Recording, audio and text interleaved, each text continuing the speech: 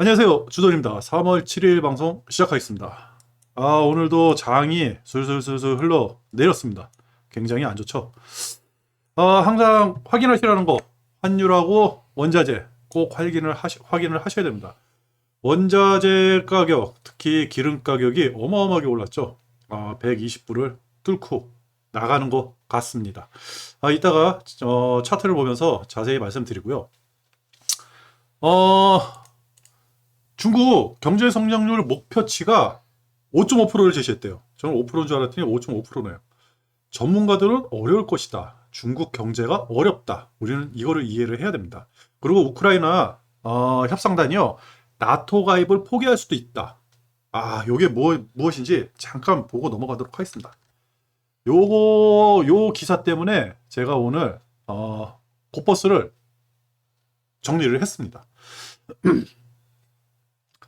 러시아와 3차 협상을 앞둔 우크라이나 집권당 국민의 종 다비드 하라하미아 대표가요.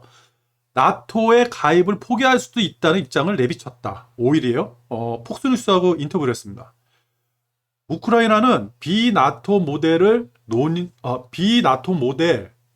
논의할 준비가 됐다. 그러니까 이게 쉽게 해가지고 조금 유튜브라든지 이제 그 언론에서 이제 이 이야기가 많이 나올 건데 미국, 중국, 영국, 독일, 프랑스 이런 나라들이 안보에 대해서 보장을 해주는 그런 모델이 될 거다 이렇게 얘기를 했습니다.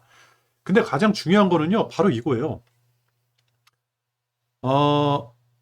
다비드 하라하미아 대표가 한 말입니다. 나토 회원국이 보여준 반응으로 볼 때 이들이 최소 5년에서 10년 안에는 우리를 나토로 받아들일 준비가 안 됐다는 사실을 알게 됐다. 제가 계속 누누이 말씀드렸죠. 우크라이나 대통령 한 명 잘못 뽑아가지고 국민들만 고생을 하고 우크라이나 국토는 전쟁터로 변했다고요. 지금 유튜브라든지 언론이라든지 다 미국 입장에서 어떠한 뉴스를 보여주는데 사실을 조금만 파고 들어가면 그게 아니었다. 지금 가장 이득을 보는 거는 러시아하고 미국. 그리고 가장 손실을 보는 거는 우크라이나죠. 그 다음이 EU. 그러면서 영토 보존은 협상 대상이 될 수 없다고 했습니다. 영토를 자른다든지 이런 거는 협상에 올리고 싶지 않다. 근데요, 푸틴이 요구하는 거는 이거죠. 크림반도, 우크라이나 동부의 돈바스 지역, 그죠? 두 개의 독립국, 그 다음에 나토 가입 포기, 이런 게 러시아의 요구 조건이에요. 그리고 더 나아가가지고, 우크라이나의, 요거죠. 우크라이나의 중립국화, 비핵화, 탈나치화, 이런 거죠. 유튜브라든지 언론상에서 나오는 얘기들이, 푸틴이 왜 핵 발전소를 점거를 했는지 그 이유에 대해서 여러 가지 의견들이 막 나오고 있거든요. 크로스 체크가 필요합니다. 3일 2차 회담을 끝낸 양국 협상당은 곧 3차 협상을 개최하기로 했다. 그게 오늘이래요.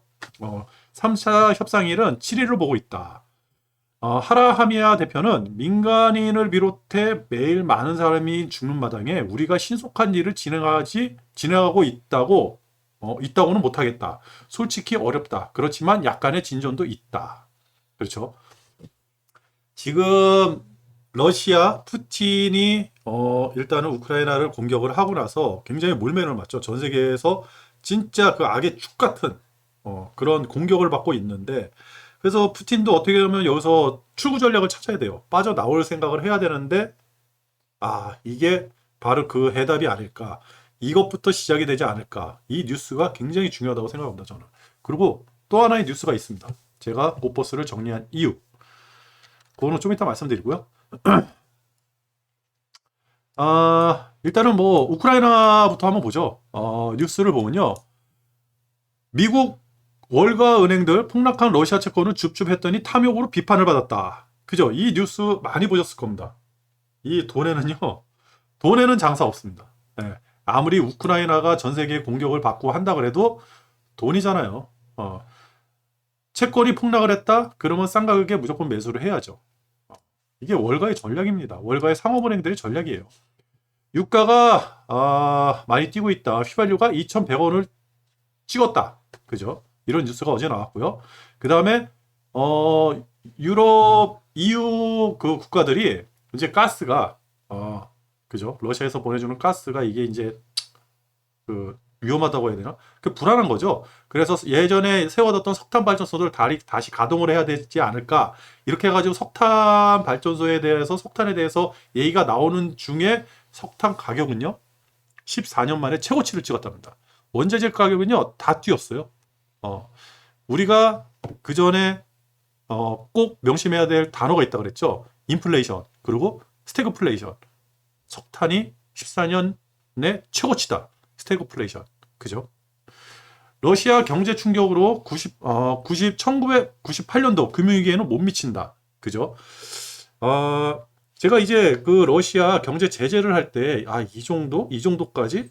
이거를 진짜 12일 날 실행을 해? 라고 말씀을 드렸는데, 지금 상황에서는요, 예전만치 못한 거예요.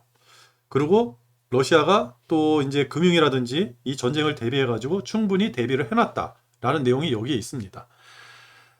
마비 상태에 빠진 러시아 물류 엄습하는 글로벌 스태그플레이션 악몽. 그죠? 스태그플레이션 또 나왔습니다. 이 스태그플레이션이라는 단어는요, 굉장히 위험한 단어예요. 그래서 언론에서도 잘 안 쓰는 단어인데, 이런 단어들이 이렇게 많이 나온다는 거는 그만큼 많이 위험해졌다. 유가가 120%를 뚫고 나갔다. 러시아는요, 우크라이나 극단주의자들이 실험용 원자로 폭파 계획을 가지고 있다. 그래서 원전을 장악을 했다. 뭐 이런 내용이겠죠. 미국 휘발유 평균가가 4달러를 돌파했답니다. 예전에 금융위기 때 미국 휘발유가가 4달러 돌파해가지고 난리가 났었어요. 주유소에 기름이 없어가지고 그 기억이 납니다. 이 부분은요, 여러분들이 구글링을 해가지고 한번 찾아보세요. 그리고 제재로 헐값된 러시아 자산을 노리는 매수자들이 논란이 되고 있다. 돈에는 장사가 없다. 직접 영향권에 있는 유로화 가치가 급락을 했어요. 그죠? 유로. 두 번째 피해자가 EU라 그랬죠. 유로 약세, 달러 강세. 요것도 이따가 차트를 보면서 말씀을 드리겠습니다. 그리고 미국이요. 베네수엘라에 갔답니다. 베네수엘라에 석유가 필요한 거죠. 근데 웃긴 거는 지금 베네수엘라의 그 통화는요. 비트코인이에요. 맞나? 비트코인? 베네수엘라가 아닌가요? 맞는 것 같은데? 갑자기 의구심이 드네요. 요거는 조금 한번 찾아보도록 하겠습니다. 베네수엘라하고 미국의 사이? 나쁜 사이? 근데 미국이 베네수엘라로? 그러면 러시아 제재를 강력하게 하지를 못한다는 얘기죠. 러시아 제재를 강력하게 하면 유가, 원자재 가격은 올라가고 그러면 스태그플레이션이 오고 그죠? 뭔가 있죠. 우크라이나 협상단 나토 가입 포기할 수도 굉장히 큰 뉴스입니다.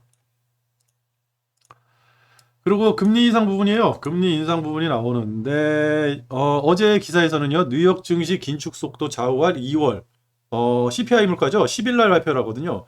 CPI 지수.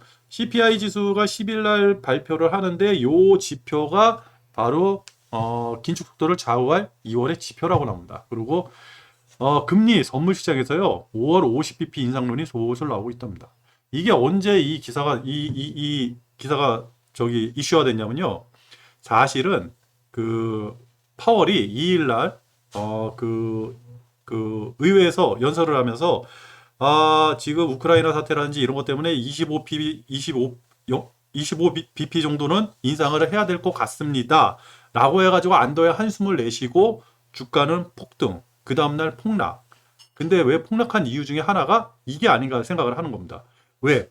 3월에는 25bp만 올려도 되지만 이거 가지고는 안 된다. 그러면 5월 FOMC에서는 50bp로 올려야 된다. 그러면 위기는요. 3월 달에서 5월 달로 늘어난 거예요. 그러면 만약에 우크라이나 사태가 진정이 되고 우크라이나 사태가 아니죠. 우크라이나 전쟁이 조금 진정의 기미가 보이고 어떠한 협상 테이블에 앉아가지고 좋은 얘기가 왔다 갔다 한다 그러면 갑자기 지수는 폭등을 하겠죠. 최소한 3월은 0.25라고 생각을 하니까. 근데 폭등을 하다가 가면 갈수록 힘은 떨어지고 하방은 열려 있고 다시 밑으로 내려오겠죠. 왜? 5월에는 50bp 인상론이 지금부터 솔솔 나오고 이 인상론이 지금의 인플레이션이라든지 원자재라든지 유가라든지 이런 게 한순간에 잡히지 않지 않습니까? 그렇다 그러면 5월이 가까워지면서 주가는 다시 내려오겠죠. 그래서 일단은 저는 코퍼스를 정리를 한 상태고요. 그리고 중국 기사들이 좀 있어요. 지금 홍콩이 지금 그 코로나 때문에 난리잖아요. 근데 여기 보시면 여기군요. 그러면 요거부터 하겠습니다. 아까 전에 말씀드리고요. 중국 경제 5.5% 제시했다는 거. 그리고 중국이 홍콩 전면 통치권을 척 언급을 했답니다. 일국양제. 그죠? 여러분도 들어보셨죠? 중국하면 일국양제. 홍콩이나 마카오. 다른 정치 체제를 가지고 있다. 이거를 주장했던 중국이 이제 자기네들이 직접 통치를 하겠다. 뭐 이런 내용이에요. 내용이 굉장히 신문 기사를 보면 굉장히 복잡한데 딱 하나예요. 이제는 다 내가 통치를 하겠다. 뭐 그런 내용입니다. 요것도 이제 문제가 되겠죠. 인권 문제가 분명히 나올 겁니다. 그리고 미국 견제를 위해서 기술 자립을 강조했고요. 그 다음에 국방 예산을 7.2% 증액을 했습니다. 그게 사상 최대 폭이랍니다. 그리고 지금 미국에서요 3천억 달러 규모의 대중 관세 검토를 시작을 했답니다. 이게 4년에 한 번씩 이거를 해야 된대요. 근데 벌써 4년이 지났습니다. 근데 이게 다시 예전에 그 대중 관세 그게 다시 이루어질지 안 이루어질지는 바로 미국의 그 어떤 선택권이 지금에 와 있는데, 근데 중국에서 물건을 가져오는데 관세를 너무 많이 매기면 물건값이 올라가면 그게 인플레이션 아닙니까? 그죠? 미국이 여기서 어떠한 조정이 있는지 없는지, 만약 이 대중 관세에 대해서 어떠한 관세에 대해서 조정이 있다 그러면요 인플레이션은 조금 내려가겠죠. 그래도 그 언론에서는 무역 전쟁은 계속 될 것 같다. 3천억 달러 그대로 승계해가지고 관세는 계속 매길 것 같다. 뭐 이런 기사가 있었습니다. 오늘은 목이 많이 잠기네요. 그리고요 비트코인 뉴스가 좀 있습니다. 비트코인 뉴스가 채권왕 빌 고로스가 비트코인에 투자를 했답니다. 한 1, 2% 정도 투자를 했답니다. 아주 그냥 기관이라든지 뭐 그냥 아주 유명한 사람들이 비트코인에 투자하는 거 보니까 비트코인이 거의 나쁘지는 않다. 뭐 이런 생각이 좀 드네요. 그리고 이제 코로나 뉴스인데 중국에서 이제 코로나가 재확산될 조짐이 보이고, 그다음에 홍콩이 또 난리랍니다. 코로나 때문에. 근데 미국에서는 지금 신규 확진자가 130만 명에서 4만 명으로 줄어들었대요. 그리고 여름께에서는 일상화. 풍토병으로 만들겠다는 거죠. 우리도 미국 따라가가지고 우리나라도 풍토병으로 만들려고 많이 노력을 하고 있어요, 지금. 근데 이제 그 국민의 심리라든지 국민의 불안감, 이런 걸 어떻게 잠재우는지. 그리고, 지금 상태에서는 경기 부양. 근데 경기 부양이 아니죠. 사람들의 심리를 부양을 해야 되죠. 지금 문 닫은 가게들이 굉장히 많아요. 저 같은 경우도 나가서 술을 안 먹고 있거든요. 근데 충분히 예전 같았으면 충분히 나가서 먹을 만한 일인데도 굳이 이런 생각을 하면서 안 먹게 돼요. 근데 한 번 안 먹게 되니까 계속 안 먹게 되더라고요. 이런 거를 이제 국민의 심리라든지 경제 활동을 정부에서 어떻게 원활하게 풀어나가는지 이런 것도 한번 봐야 됩니다. 이거 굳이 지금 그 여행 레저 ETF 있잖아요. 이런 거 섣불리 살 때가 아니라고 생각합니다, 저는. 이게 좀 오래 갈 것 같아요.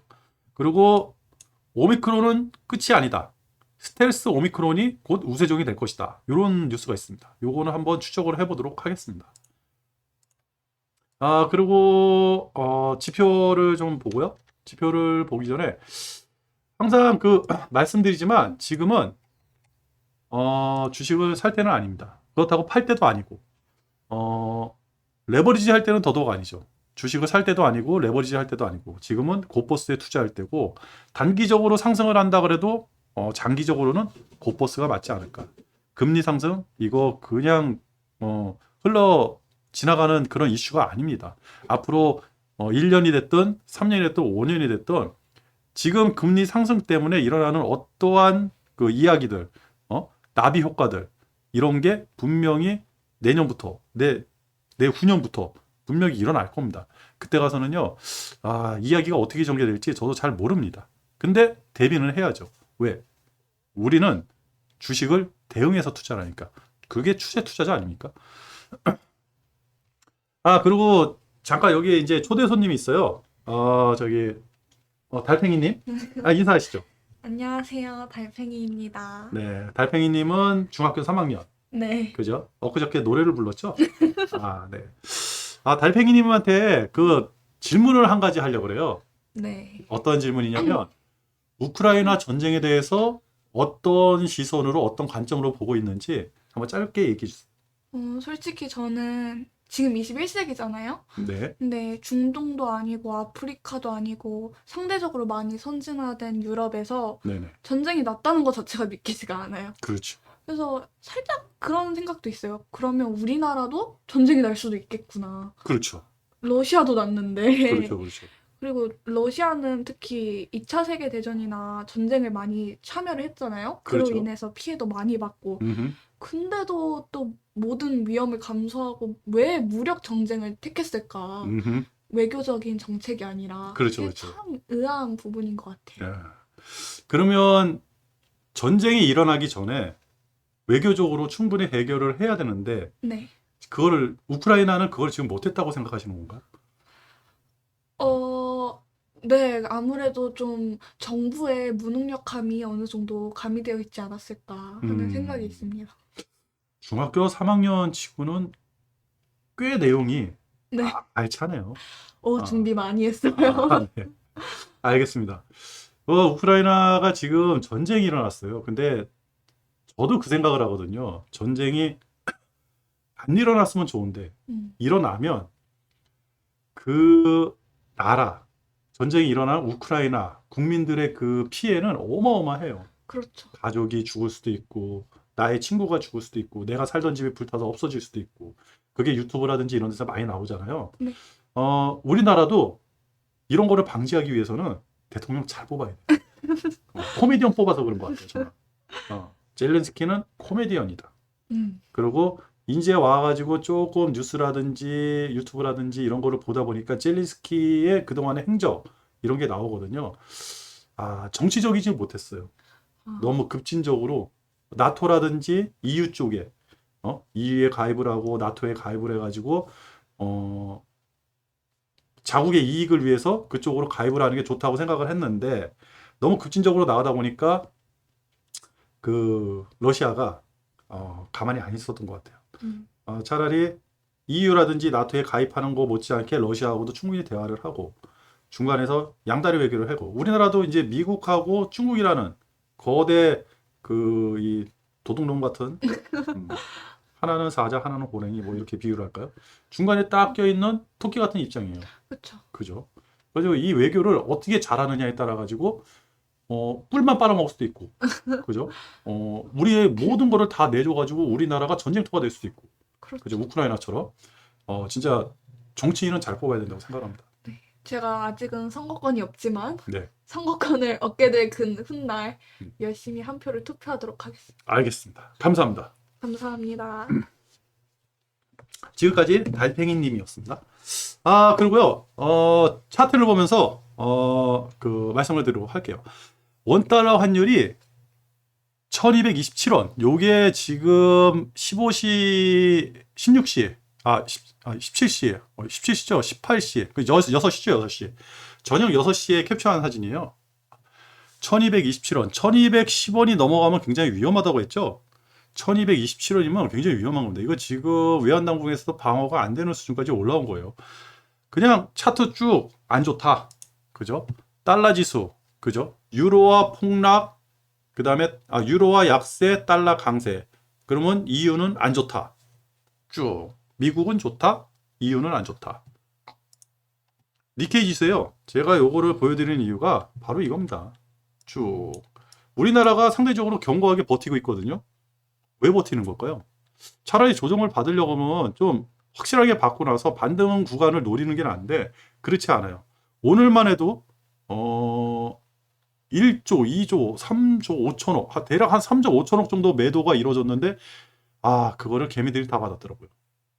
대략 현물 시장에서만, 개미들이, 정확히 그걸 안 봤는데, 대략 한 1조 좀 넘게 개미들이 받아낸 것 같아요. 개미들이 받았다는 건 뭡니까? 주식을 샀다는 거잖아요. 제가 지금 상황에서는 주식을 사면 안 된다 그랬죠. 주식을 절대 사면 안 됩니다. 이 방송을 보시는 분들은 절대 주식 사지 마세요. 주식은 오르는 거 보고 사도 늦지 않는다. 닥스죠. 닥스도 어마어마하게 떨어졌어요. 어마어마하게. 닥스는 지금 6시 기준으로요. 또 오늘 4% 빠졌습니다. 그러면 어제도 4%, 아니, 금요일 날도 4%, 월요일 날도 4%, 그 전에도 뭐 한 일주일도 안 돼가지고 10%가 빠진 거예요. 지수가 10%가 빠졌다? 와, 이거는 굉장히 심각한 일이죠. 그런 얘기가 있더라고요. 우리는 우크라이나에 대해서 이해를 못 하는데 유럽 사람들은 대만에 대해서 이해를 못 한다. 이런 얘기가 있거든요. 우리가 충분히 우크라이나든지 유럽 쪽 사정에 대해서 이해를 못 하는 건 아닌가. 그런 생각을 한번 해봅니다. 상하이 지수죠. 상하이 지수도 쭉. 금값. 금값. 2,000불을 넘어갔네요. 진짜 다 안 좋아요. 기름값 124불. 그죠? 다 안 좋죠? 다 이게 차트로 나옵니다. 여기 보시면요. 제가 요거를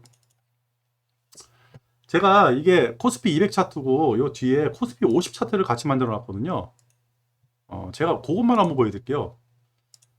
코스피 200 차트에서 제가 라인을 한번 그려보겠습니다.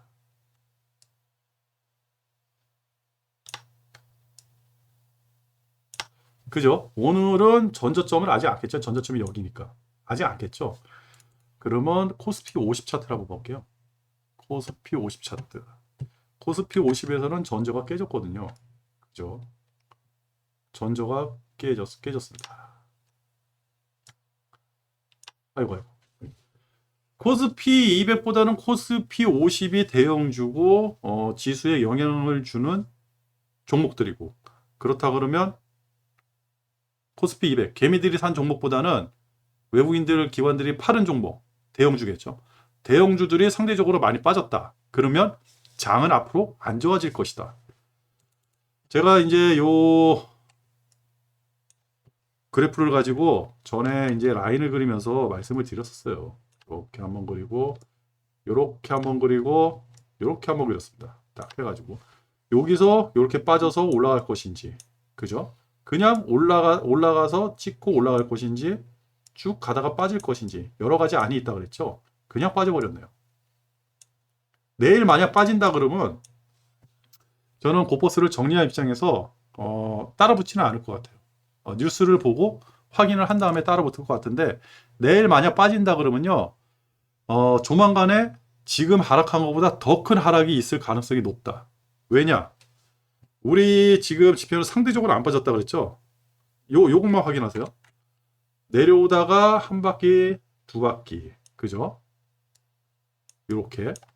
그러면 아까 전에